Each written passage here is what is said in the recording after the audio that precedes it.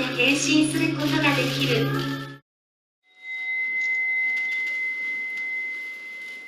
減税安全、皆ことごとく一切の苦悩を吹き払い。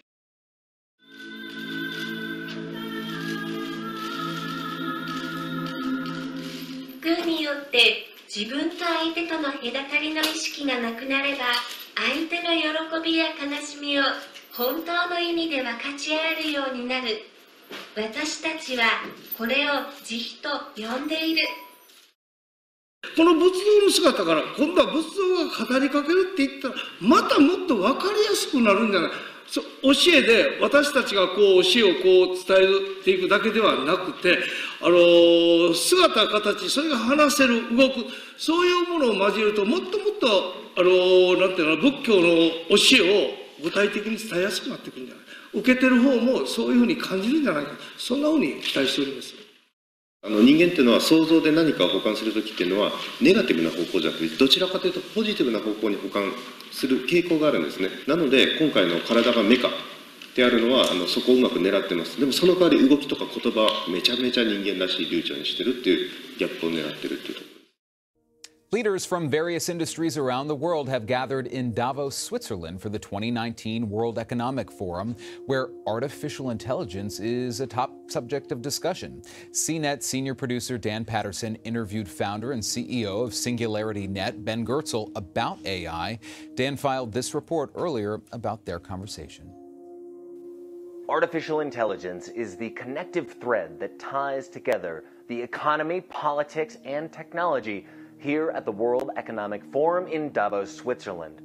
Now, many of the world leaders who attend the forum are concerned that automation and AI could replace and destroy economies in both the developing world and affluent countries. Dr. Ben Goertzel, who helped build Sophia the robot, one of the first examples of human-like AI, spoke with CBS News about how AI will replace jobs but also build jobs in the near future.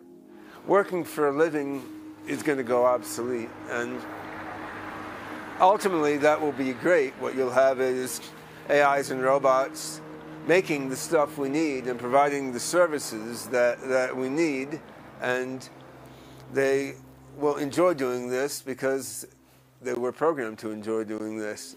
The path to get there may be significantly rocky because our society is not even that good at dealing with much smaller disruptions, let alone with a disruption as large as this one. So I actually don't worry much about the end game. I think it's going to be great, but I do worry about the path getting there, and especially in the developing world. Goertzel and his colleagues at SingularityNet are also looking into the far future and a technology called artificial general intelligence, or robots that could exceed human intelligence. He explained that science fiction-like tech is closer than we might think. SingularityNet project really has two motives which are achieved by the same technical design. One motive is to move toward beneficial general intelligence by creating a platform where different AIs can combine together into general intelligence where the whole has more intelligence than the sum of the parts.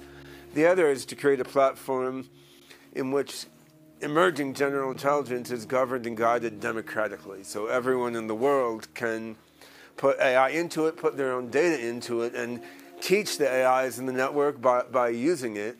And the governance of this network is by democratic voting of all the participants in the network rather than by voting of the shareholders of a corporation, right? Many AI experts, including Goertzel, who is on the forefront of the field, are concerned about military firms and major technology companies dominating AI tech. He explained why this could be a problem and how open source technology could help bring balance to the tech economy. I don't think it's a good thing that AI is being primarily developed by a handful of large government, military, and intelligence organizations, and then a handful of large companies working in close concert with them. I don't think this is going to get us in the smoothest way toward a world where, superhuman general intelligences are creating an economy of abundance for everyone. But Goertzel remains fundamentally optimistic about AI technology. Why? Because, well, humans, he says, are fundamentally good, and humans, after all, coded the robots.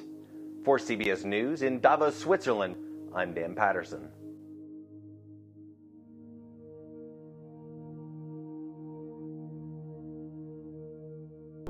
Today, the smart home is finally becoming a reality, centered largely on the Internet of Things, a catch-all buzz term that refers to items like your alarm clocks, TVs, and coffee pots being connected to the Internet.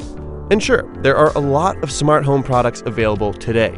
The Nest thermostat, Philips Vue light bulbs, the Amazon Echo, Samsung smart TVs, and many more products controlled by voice, apps, and sensors.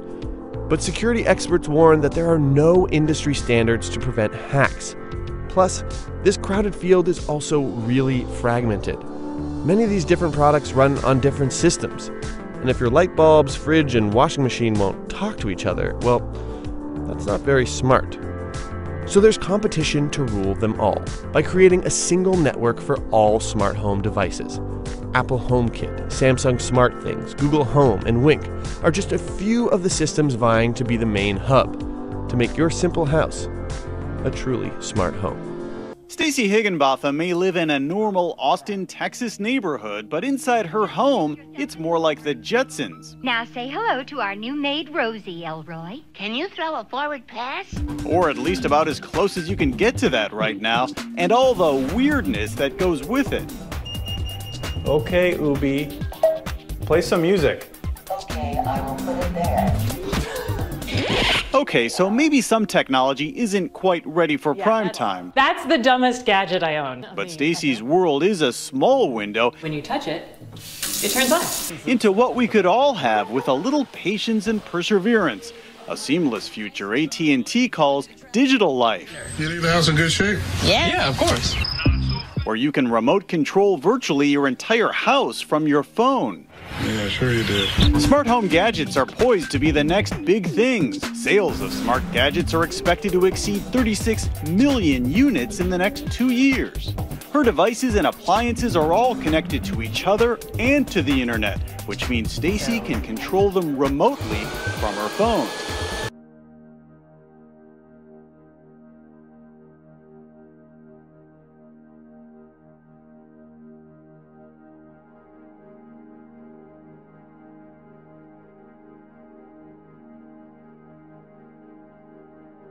When I was just a little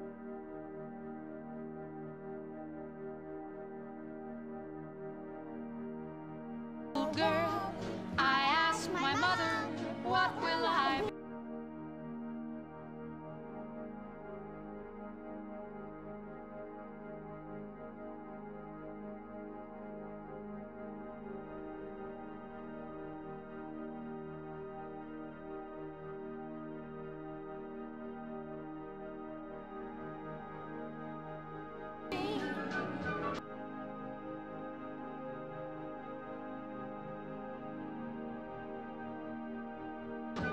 Will I be pretty?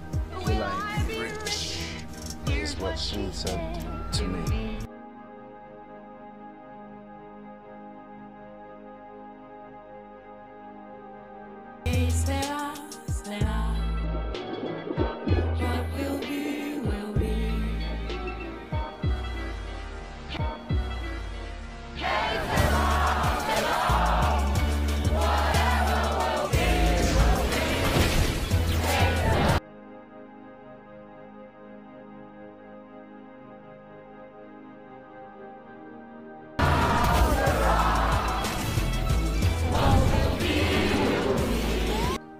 Let's say you want to ask Google to make you a haircut appointment on Tuesday between 10 and noon. What happens is the Google Assistant makes the call seamlessly in the background for you. So what you're going to hear is the Google Assistant actually calling a real salon to schedule the appointment for you. Let's listen.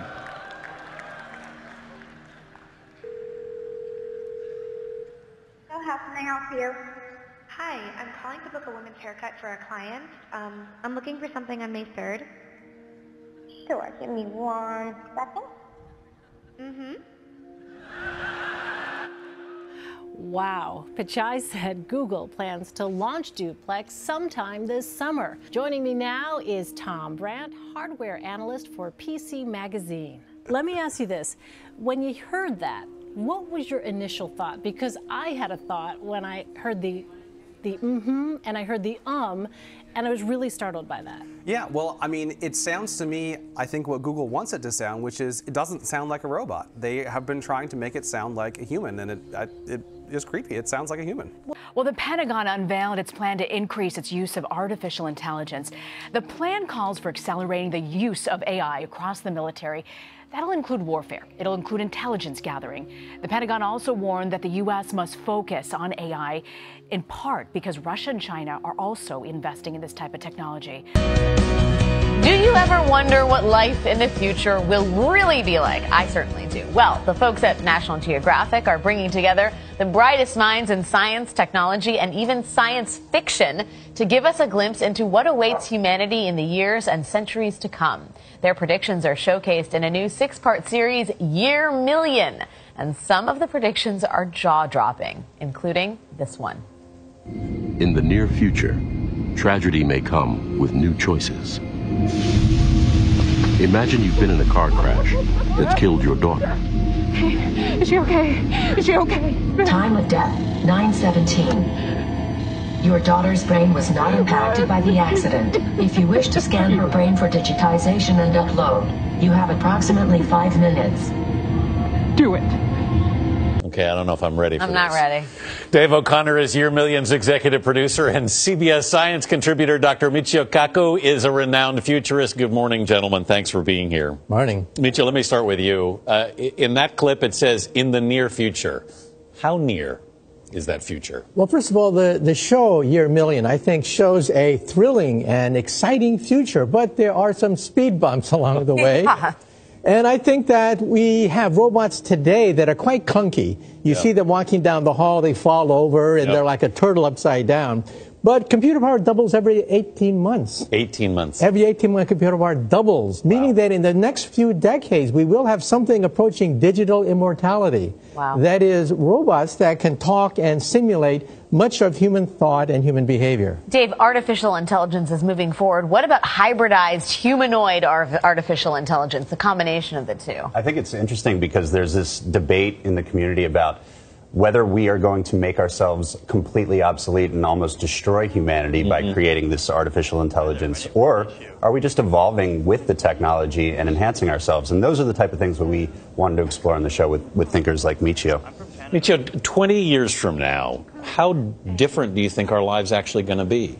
I think it'll be quite different. For example, the internet will probably be in your contact lens. So I'll simply blink and I'll access the Library of Congress, any movie, any biographical information about anyone you're talking about. So I think in 20 years' time, we're going to see a revolution as artificial intelligence, as virtual reality become part and parcel of our lives. And there's a speed bump there. What happens when virtual reality becomes so attractive that people don't want to leave? Right. Like if they're drug addicts, for example. We've already seen that with drugs. Are we going to enter the Matrix? It seems like one of the places that we explore in the show is this idea that we are going to all connect our brains into something that is called the metaverse, which is this hyper-realized, essential virtual reality existence that we can plug into. Now, is that a Matrix-like dystopian, terrible thing, or is it just a way for us to completely enhance our experiences as humans? Those are the big questions that we have to ask ourselves today as these technologies are getting built right now. Yeah, what happened? Speaking of technologies that are getting built, we're looking at the idea of driverless cars now, and the whole possibility that the cars running without drivers will be more efficient than we are, which raises the whole question of essentially we replacing ourselves with robots or AI. I mean, how quickly is that coming?